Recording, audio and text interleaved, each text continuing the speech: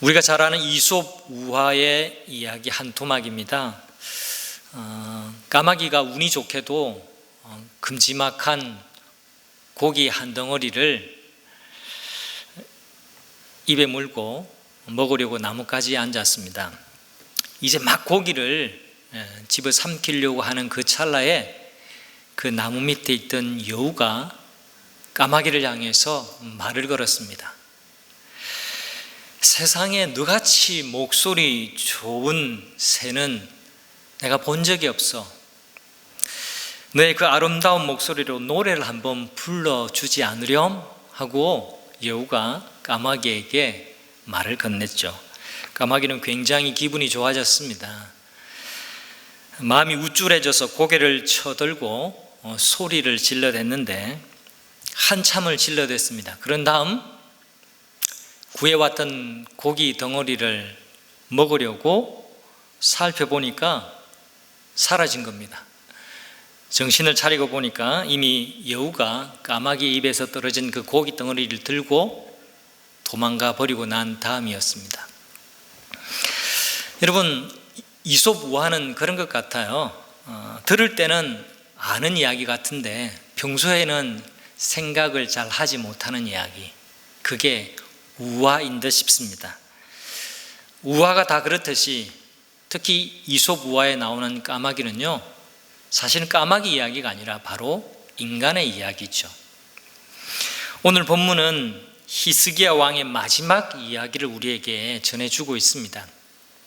히스기야의 실패 이야기를 담고 있는데요, 이 실패 이야기는 오늘 본문뿐만 아니라 성경에 이사야 39장에도 등장을 하고요, 역대하 32장에도 등장하고 오늘 본문인 열왕기하 20장에도 등장을 합니다.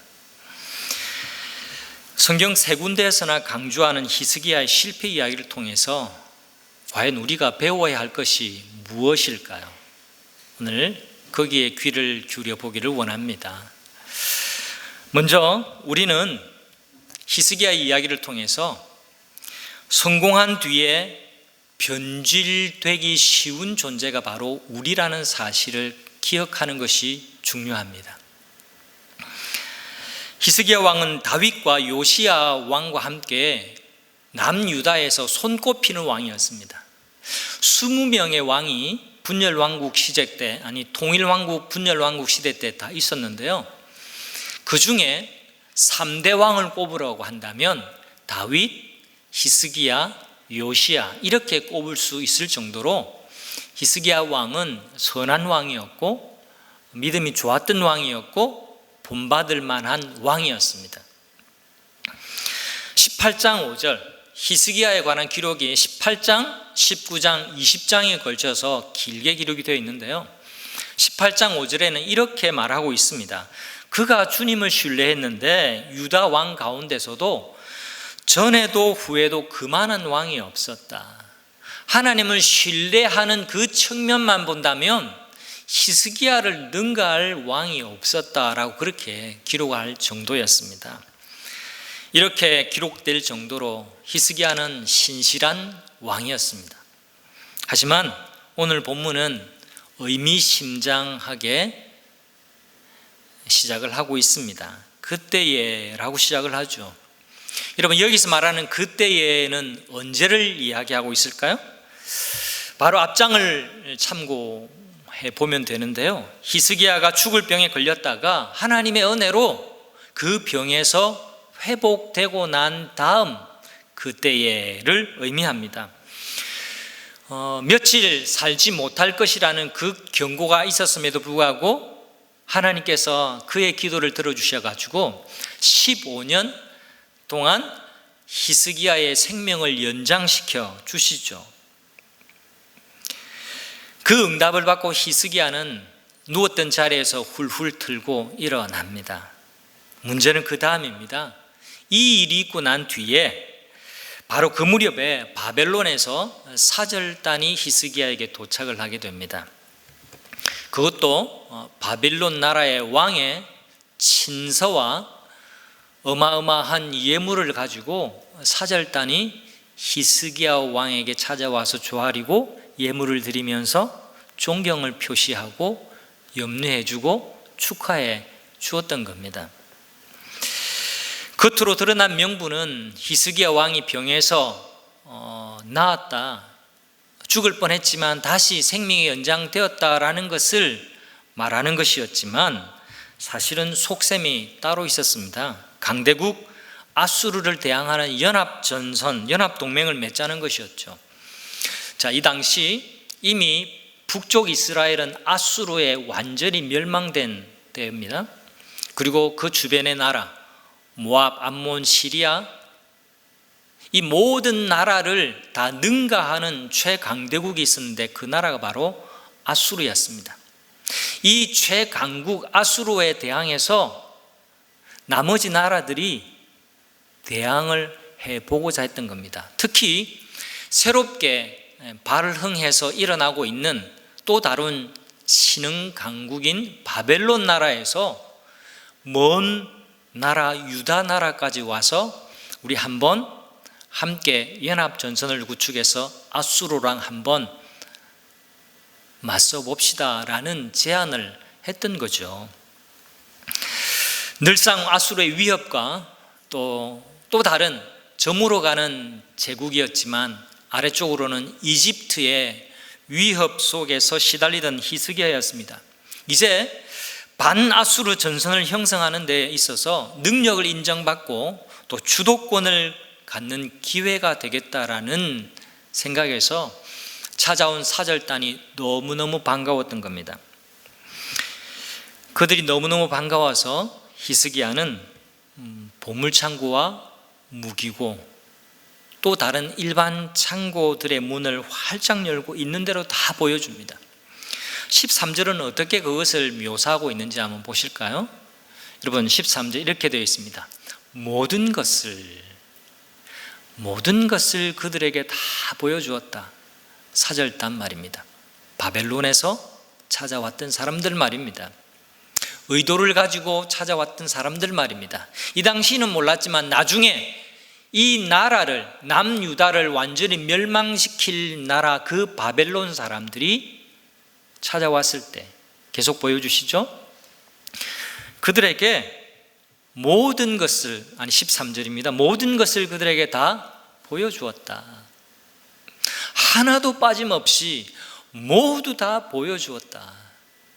여러분, 성경이 이렇게 강조를 하고 있습니다.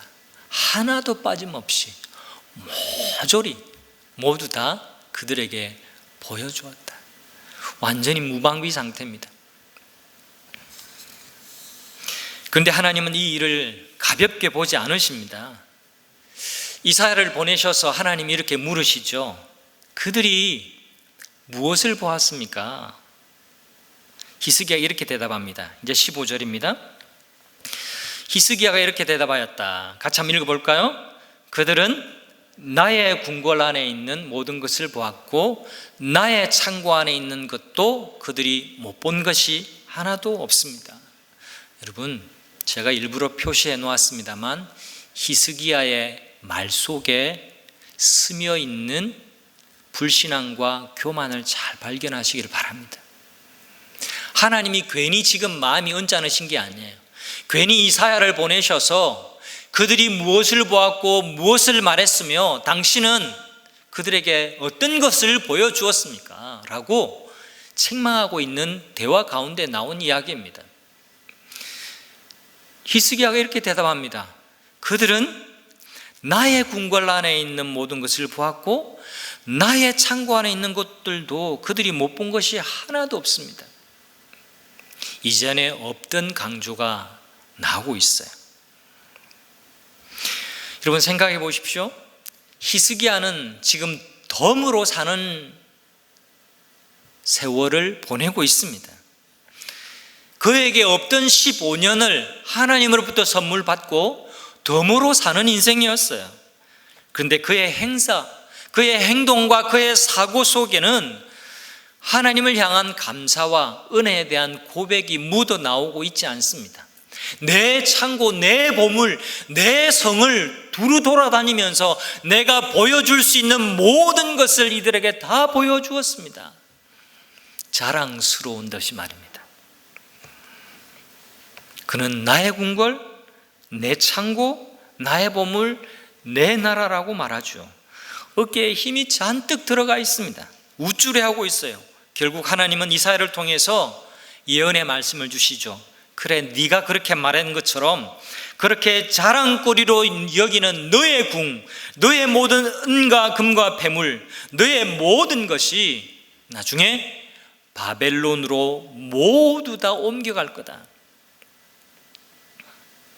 지금 네가 움켜쥐고 있다라고 생각하지만, 지금 네 거라고 생각하지만 곧 머지않아서 그 모든 것들이 너의 것이라고 말하는 그것이 바벨론으로 옮겨가고 말 것이다 라고 하나님이 진노의 말씀을 하시는 겁니다. 뿐만 아닙니다. 너의 아들들 중에 거기에 끌려가서 바벨론의 환관, 내시가 될 자도 있을 것이다. 물론 이 예언의 말씀은 100년 뒤에 완전히 성취가 됩니다만 얼마나 경고의 빨간불이 켜 있는 하나님의 말씀인지 모릅니다. 성도 여러분, 히스기야의 교만이 고개를 드는 모습, 그래서 실패하는 이야기를 성경에서 3번이나 기록으로 남겨준 이유가 있습니다. 왜 그럴까요? 왜 한 번도 아닌 성경 곳곳에 이 훌륭했던 왕의 실패 이야기를 우리에게 고스란히 전해주고 있을까요? 그 이유는 이 히스기야의 모습이 바로 우리 모두의 모습과도 같기 때문에 그렇습니다. 여기 나온 히스기야는 저 멀리 있는 히스기야가 아니라는 겁니다. 바로 이 히스기야가 내 속에도 있으며 이 히스기야의 모습이 바로 내 모습이라는 것을 역사를 통해서 우리에게 알려주시는 겁니다. 하나님의 은혜로 나를 붙잡아 주시지 않으면 우리는 스스로 잘나서 뭔가 된 줄로 착각합니다. 우리가 누리고 있는 것도 시간이 지나면 당연한 것으로 받아들이는 그런 안일함이 우리 속에 있기도 해요. 내 힘과 능력, 지혜와 경험, 노력과 수고를 언제부턴가 하나님보다 더 의지할 때도 있습니다. 히스기야의 말을 잘 보십시오. 나의 성, 나의 보물, 나의 자랑거리, 나의 창고를 열심히 쌓기에 급급했던 히스기야의 모습이 바로 우리의 모습이 아닌지 이 말씀의 거울 앞에 나 자신을 비추어 보라고 오래된 역사 이야기를 우리에게 남겨주고 계시는 겁니다. 여러분, 사람과 사람 사이에서 잘난 척하고 또 우월해 보이려고 하는 모든 행동들을 가리켜서 우리는 교만하다 그렇게 말하죠. 요즘 사회적인 용어들을 잘 솎아 보시기를 바랍니다. 잘 분석해 보세요. 어떤 용어들은 비교 우위의 용어가 막 유행을 해요. 또 동시에 비하하는 용어들도 굉장히 많이 있습니다. 예를 들면 사람들이 잘나 보이기를 좋아해요. 또 잘나 보이는 사람이 마음에 안 들기도 해요. 그래서 우리 늘 또 이렇게 자연스럽게 나와 저 사람, 나와 주변의 사람들 자꾸 비교하려는 이런 습성이 인간들 속에 있는 거죠. 존잘남 아세요? 네, 아는 분은 청년들이고 잘 모르는 분들은 청년이 아닌 분들 같아요. 네. 답은 집에 가서 찾아보시기를 바랍니다. 근데 또 그 반대로 비하하는 용어도 있죠. 남자가 여자를 향해서, 여자가 남자를 향해서 사실 그럴 것 아닌데 무슨요 뭐 하는 것처럼 말입니다. 이게 다 뭐냐 하니까 사람 사이에서 교만을 떨치는 인간들의 도토리 키재기하는 그 마음에서부터 나온 것이라고 저는 생각을 합니다. 그런데 여러분, 사람 사이에는요, 사람이 다 그만하니까 내가 너보다 잘났으니까 나는 존잘남이야, 나 존잘이야, 그렇게 말할 수도 있죠. 그런데 우리가 하나님 앞에서, 하나님과의 관계 속에서 교만하다라고 이야기할 때는 어떤 의미를 담고 있을까요? 하나님 앞에 교만한 거 말입니다. 그건 하나님을 믿지 않고 의지하지 않는 것, 그것이 교만한 겁니다. 하나님의 은혜로 살아가는데도 하나님과의 연결을 느슨하게 하면서 살아가는 것, 내가 필요할 때만 하나님을 찾는 것, 이 모든 것이 교만의 모습이에요. 교만에서 나온, 교만이 낳은 열매들이라는 거죠. 그런 마음의 자세가 교만한 겁니다. 하나님 없이도 내가 잘 될 수 있을 것 같은 착각의 마음 말입니다. 하나님이 은혜 베풀어 주셔서 15년 사는 것이 분명함에도 불구하고, 하나님이 은혜 주셔서 15년 동안 내게 소명의 자리, 사명을 주셔서 이 나라를 통치하도록 나를 왕으로 세우셨음이 분명함에도 나의 성, 나의 보물, 나의 창고, 모든 것을 다 보여주면서 내가 이만큼 통치하고 있다라고 어깨에 힘을 주고 있는 히스기야의 모습이 바로 하나님과 느슨한 관계를 맺고 있는 이 땅의 교만한 인생들의 모습이라는 것을 우리 모두 기억해야만 합니다. 이런 얘기가 있습니다. 어떤 사람이 등산을 하다가, 혼자 등산을 하다가 절벽에서 굴러 떨어지고 말았습니다. 위급한 상황에서 용케 손을 뻗어서 절벽 사이에 이렇게 뻗어난 나뭇가지 하나를 겨우 용케도 붙잡았는데요, 그래서 떨어지지 않았습니다. 10년 감수하고 정신을 차리고는 소리를 질렀습니다. 그 위에 아무도 안 계세요? 그 위에 아무도 안 계세요? 막 이렇게 부르짖다가 응답이 없어서 간절히 또 기도하기 시작했습니다. 하나님, 저를 좀 살려주세요. 하나님 살려주세요. 짧은 순간이지만 간절히 기도했을 때 마음속에 하나님께서 음성을 들려주시는 겁니다. 그래, 내가 들었다. 놀래서, 누구세요? 네가 기도한 하나님이다. 하나님 좀 살려주세요. 그래, 내가 너를 지켜주게. 자, 이제 그 나뭇가지에서 손을 놓으렴. 손을 놔. 손을 놓으면 살게 될 거야. 근데 한참을 주저했습니다. 왜냐하니까 손을 놓으면 죽을 것 같거든요. 그래서 그 대답을 듣고 한참을 망설이다가 이 사람이 다시 위를 향해서 소리를 질렀습니다. 거기 하나님 말고 다른 사람 없어요? 하나님 잘 못 믿겠다는 겁니다. 하나님의 방법, 하나님의 말씀을 내가 의지하기 힘들다는 거죠. 여러분, 하나님을 믿지 않는 것이 가장 큰 교만이에요.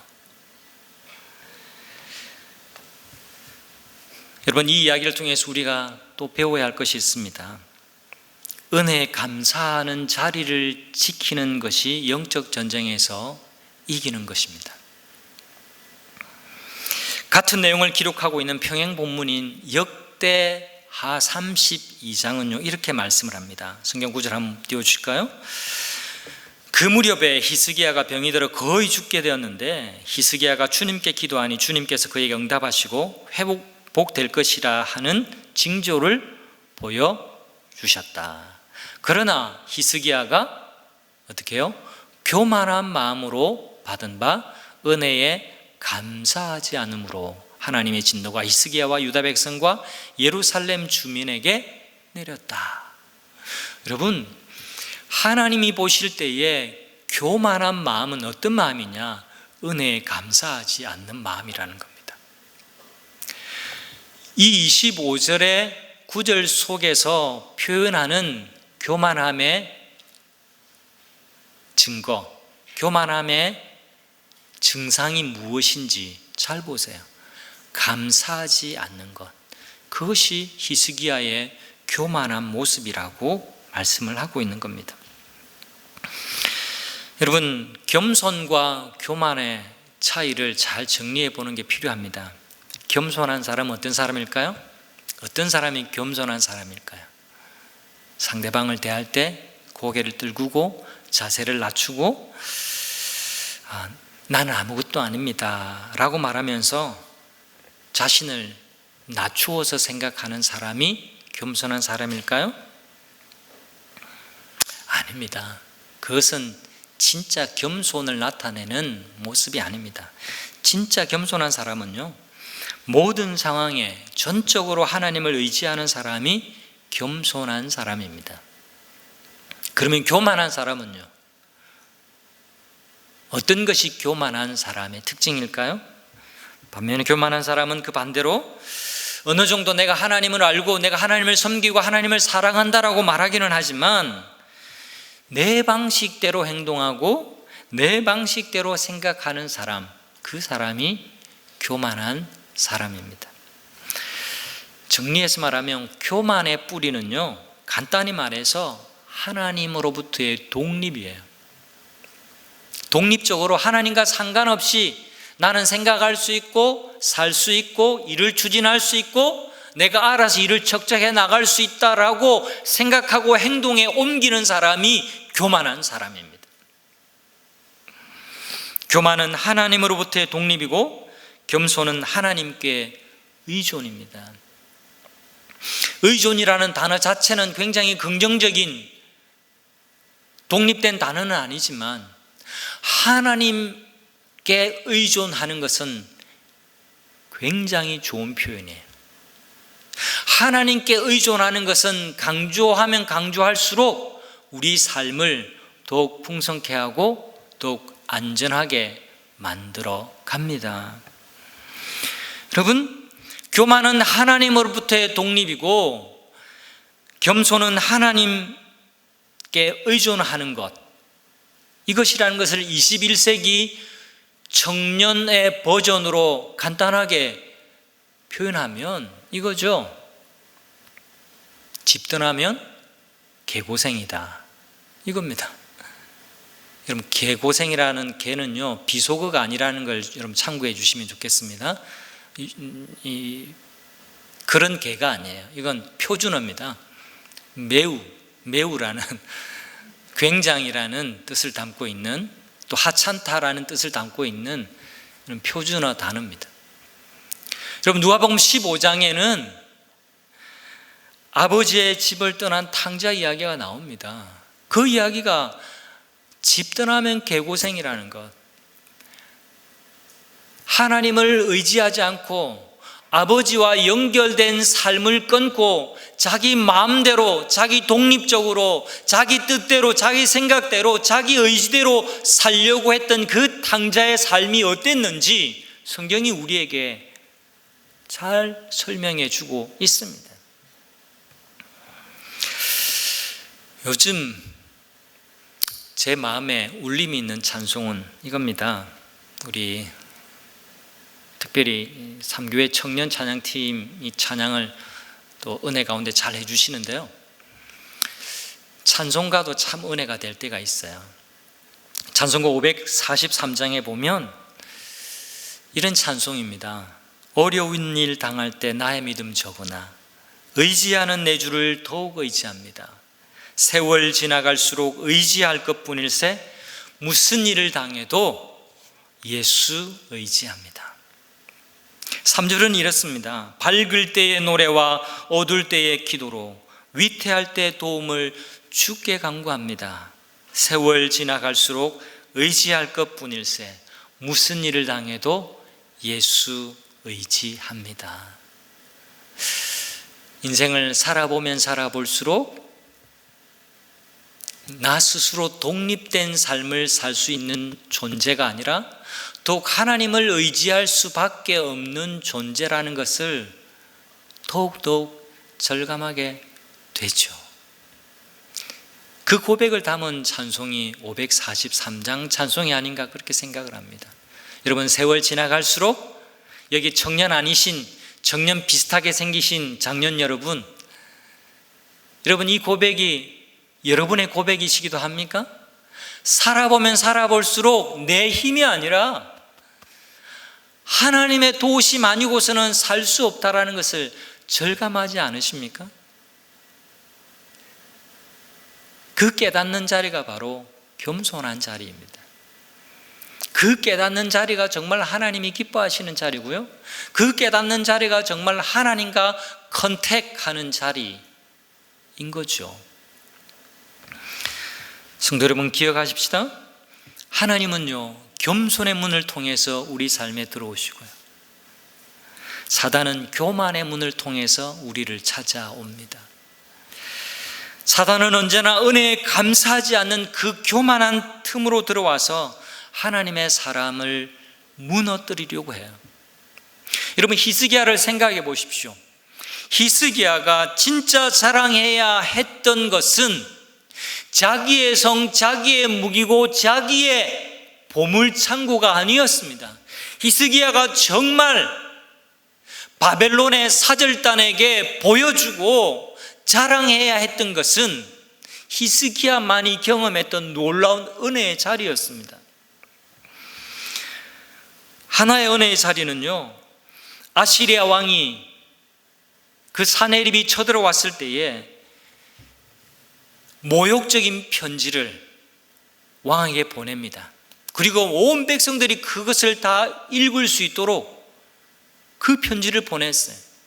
얼마나 기가 막혔던지 히스기야는 그때에 이 편지를 그대로 성전으로 가지고 와서 그 성전에 펼쳐놓고 하나님이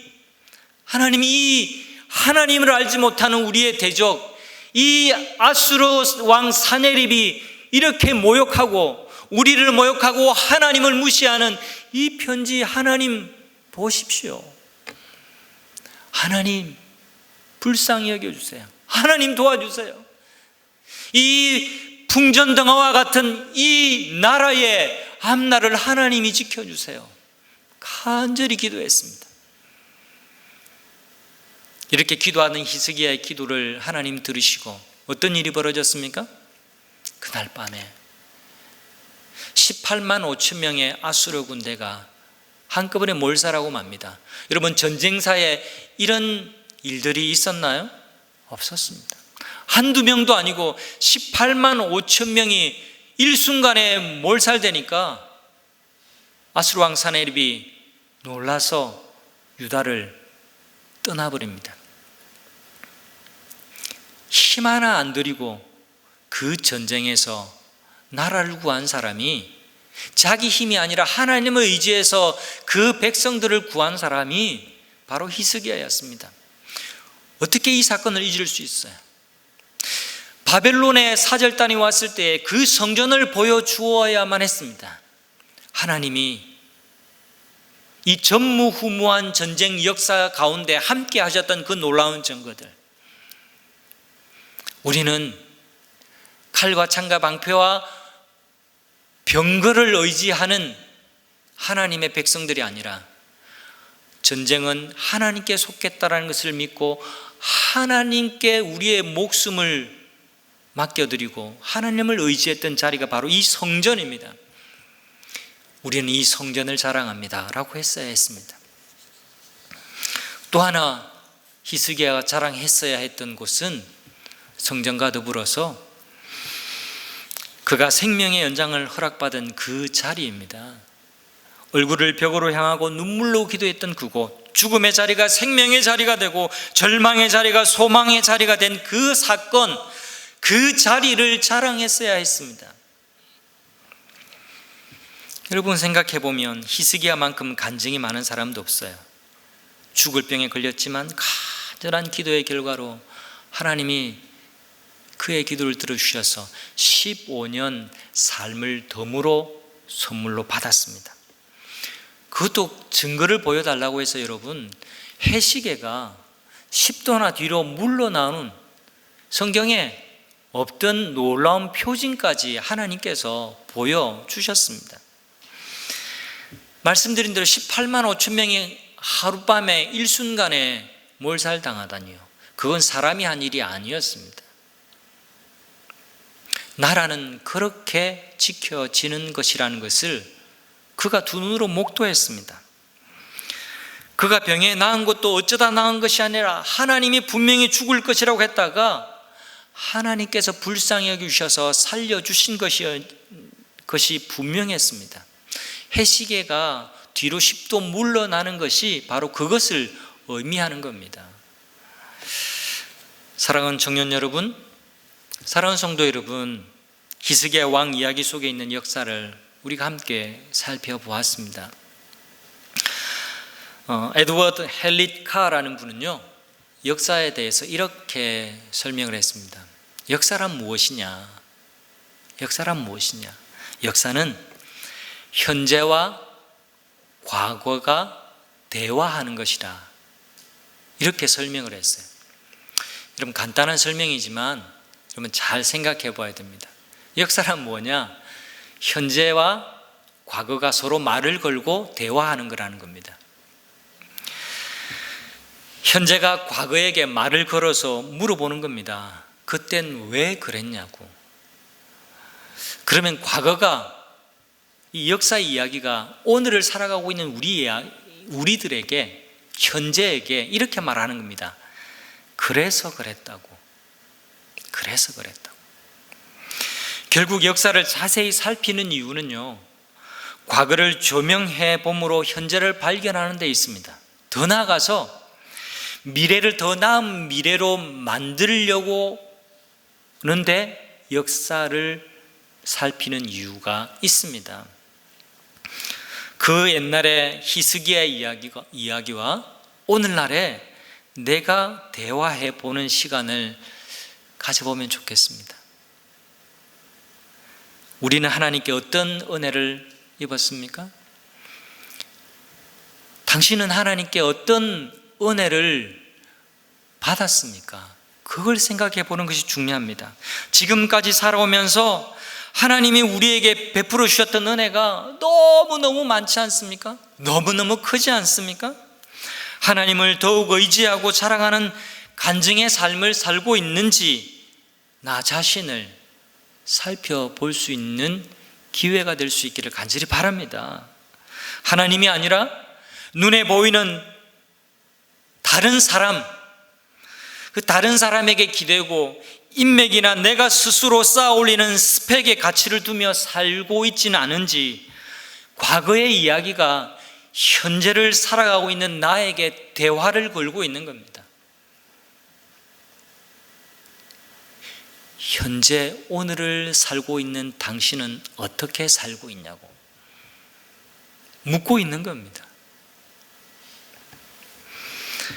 성도 여러분, 하나님은요, 히스기야를 통해서 하나님 당신을 드러내기를 원하셨습니다. 그래서 15년의 덤의 선물을 주신 겁니다. 의미 없는 15년이 아니었습니다. 실패하라고 15년을 선물로 주신 것이 아닙니다. 더 하나님을 의지하고 더 하나님을 드러내고 더 하나님의 나라를 세워가라고 15년을 하나님께서 허락하신 겁니다. 하나님은 여러분을 통해서 이 한 주간도 하나님의 이름이 높아지시기를 원하고 계심을 기억하시기를 바랍니다. 아무렇게나 살아갈 한 주간이 아니라는 겁니다. 그냥 살아가니까 사라지는 그런 한 주간이 아니라는 겁니다. 우리도 어쩌면 덤으로 받은 한 주간을 선물로 받는 거예요. 하루 24시간을 날마다 하루라는 선물을 매일매일 선물 받고 있는 겁니다. 우리의 죄로 말미암아서 죽을 수밖에 없었던 죄인들이었지만 이제는 예수 그리스도의 그 은혜로 말미암아 구원받아서 구원받은 인생을 하루하루 선물로 하나님께서 주시는 거죠.